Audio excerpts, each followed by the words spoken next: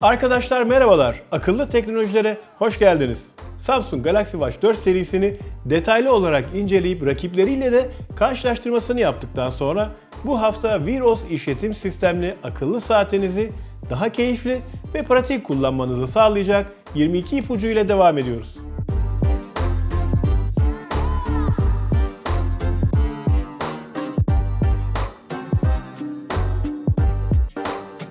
Tekrar merhabalar. Umarım keyfiniz ve sağlığınız yerindedir. Başlangıcı geliştirici modunun nasıl açıldığı ve böylelikle akıllı saatin nasıl masaüstü saat olarak kullanılabileceğiyle yapalım. Öncelikle ayarlar, saat hakkında yazılım sekmesinden yazılım sürümüne 5 kere arka arkaya basarak geliştirici modunu aktif hale getirebilirsiniz. Sonrasında da en üstte bulunan ilk seçenekten şarj ederken uyanık tut sekmesini açarak şarj sırasında ekranın kapanmasını engelleyebilirsiniz. Yalnız bu durumda sürekli açık ekran sebebiyle şarj süresinin biraz da olsa uzayacağını unutmayın lütfen. Hazır geliştirici modunu açmışken ekleyebileceğim bir başka özellik, her ne kadar böyle bir sıkıntısı olmasa da akıllı saati daha da hızlandırmak. Bunun için pencere açılış animasyonu ölçeği veya pencereler arası geçiş animasyonu ölçeği sekmelerini 1x'ten 0.5x'e indirerek 2 kat hızlandırabilir veya tamamen kapatarak gecikmesiz olarak açılmalarını sağlayabilirsiniz. Bu arada kanalda birçok markanın akıllı saat veya bilekliğine ait inceleme ve ipucu videoları bulunuyor. Hepsini markalara göre gruplayarak sizler için açıklamalara ekledim. Bir de içeriklerimi ilgiyle takip ediyorsanız kanala abone olup zil tuşuna da basabilirseniz çok sevinirim. Elleriniz doluyken telefon çalarsa ayarlar, gelişmiş özellikler, aramaları yanıtla sekmesini aktif hale getirerek saate dokunmadan kol veya dirsek hareketlerinizle telefonu açabilir veya reddedebilirsiniz.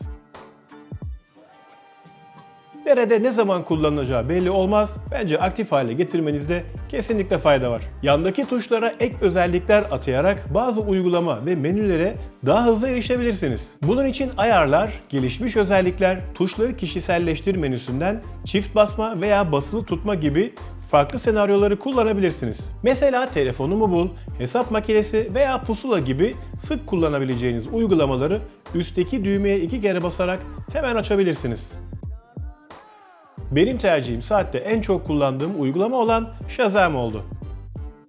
Aynı menüden yapabileceğiniz ikinci faydalı değişiklik ise sol alttaki tuşu son uygulamaları göster olarak ayarlamak. Çünkü geri işlemini zaten ekranı sağa sürükleyerek yapabiliyoruz. Bu aşamada bence aynı işlemi yapabilen ikinci bir düğmeye daha gerek yok. Böylelikle tek tuşa basarak hem açık uygulamaları görebilecek hem de istersek çarpıya basarak hepsini birden kapatabileceğiz.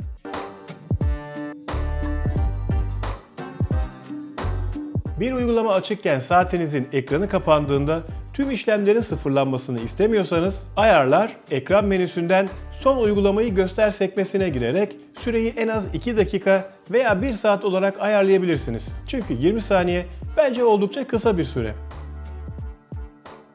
Eğer akıllı saatinizi çıkardığınızda kimsenin özel bilgilerinize erişmesini istemezseniz ayarlar, güvenlik, kilitleme menüsünden önce desen veya pin girerek şifrenizi belirleyebilir, sonra da bilgileri gizle sekmesini aktif hale getirerek akıllı saatiniz kolunuzda değilken otomatik olarak kilitlenmesini sağlayabilirsiniz. Tüm widgetları yeniden sıralamak veya antrenmanlar gibi widgetların menülerini değiştirmek için önce ana ekrana uzun süre basıyor, sonra da istediğiniz widget'ı sürükleyerek yeniden konumlandırabiliyor ya da düzenle sekmesine basarak kullanmadığınız antrenmanlar yerine sık kullandıklarınızı ekleyebiliyorsunuz.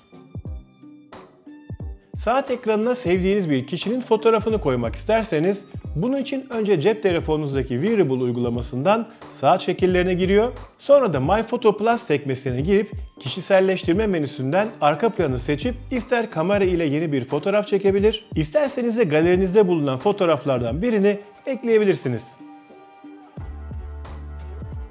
Yine aynı saat şekilleri menüsünden bu sefer eğer emojiyi seçerseniz istediğiniz kişinin birebir emojisini de ekleyebiliyorsunuz. Üstelik göz, burun veya saç gibi her bir bileşeni tek tek belirlemek yerine selfie'nizi çekerek tüm bu adımları hızlı bir şekilde de atlayabilirsiniz.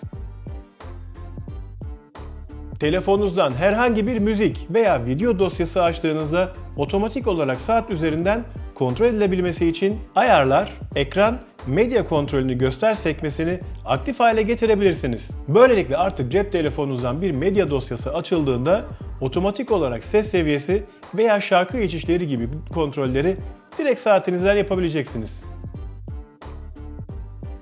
Galaxy Watch 4 uyku takibini zaten standart olarak yapabiliyor ama pil tüketimini arttırmamak için horlama takibi veya kandaki oksijen seviyesini sürekli ölçme gibi işlemleri kısıtlıyor.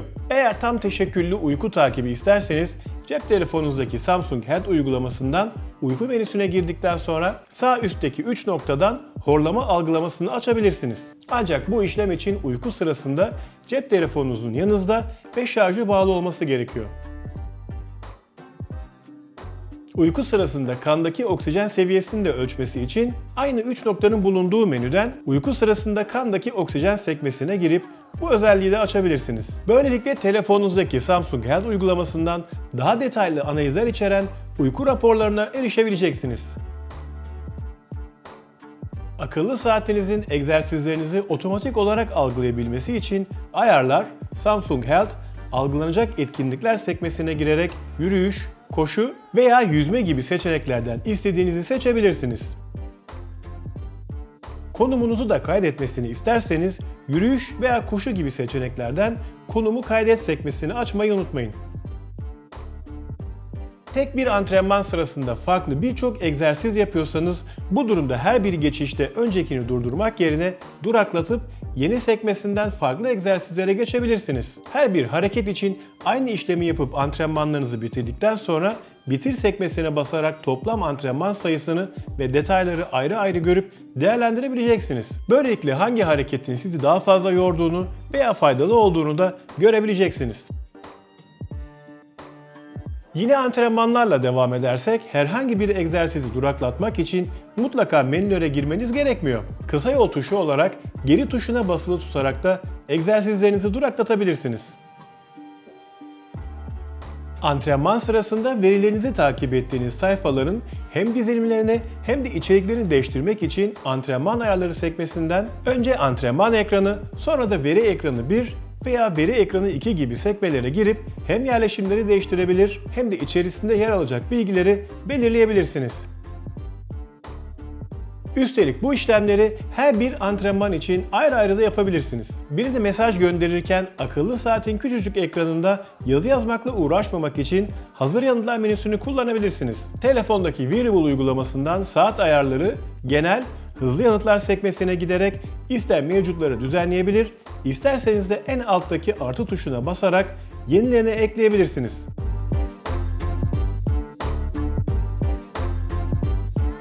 Akıllı saatinizden yazılı veya sesli mesajlar gönderebileceğiniz gibi mevcut konum bilgilerinizi de paylaşabilirsiniz. Bunun için birine mesaj yollarken hazır yanıtlar altında bulunan konumumu gönder sekmesine basmanız yeterli. Bir de akıllı saatiniz kulaklığa bağlıysa gelen mesajları sesli olarak da dinleyebiliyorsunuz. Bunun için ayarlar, bildirimler menüsünden bildirimleri sesli oku sekmesini açmanız yeterli. Ekranda belirtildiği gibi bu özellik sadece kulaklığınız bağlıyken çalışır.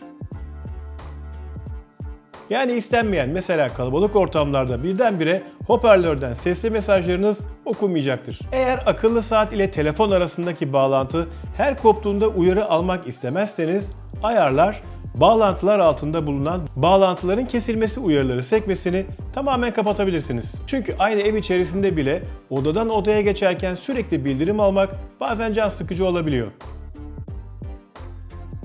Son olarak bildiğiniz gibi ekranı dokunarak uyandırma özelliği normal şartlarda fabrika çıkışında kapalı olarak geliyor. Bu özelliği açmak için ayarlar, ekran menüsünden ekrana dokunarak uyandır sekmesini aktif hale getirebilirsiniz. Küçük bir not olarak akıllı saatimiz bu durumda ekranın dokunmatik hassasiyetini sürekli açık bırakacağından pil tüketimini de az da olsa arttıracaktır. Evet, bu bölümü Samsung Galaxy Watch 4 serisini daha pratik ve keyifli kullanabileceğiniz ipuçlarına ayırdım.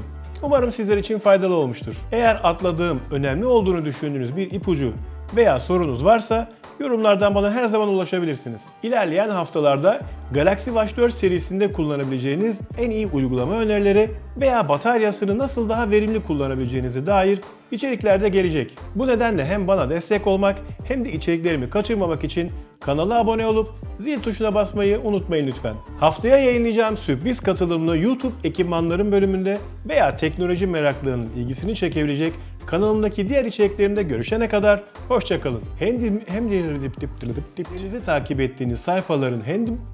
takip ettiğiniz sayfaların hem Allah Allah. Konumunuzu da kaybetmesi. Bu durumda her bir işlem, her bir hareket için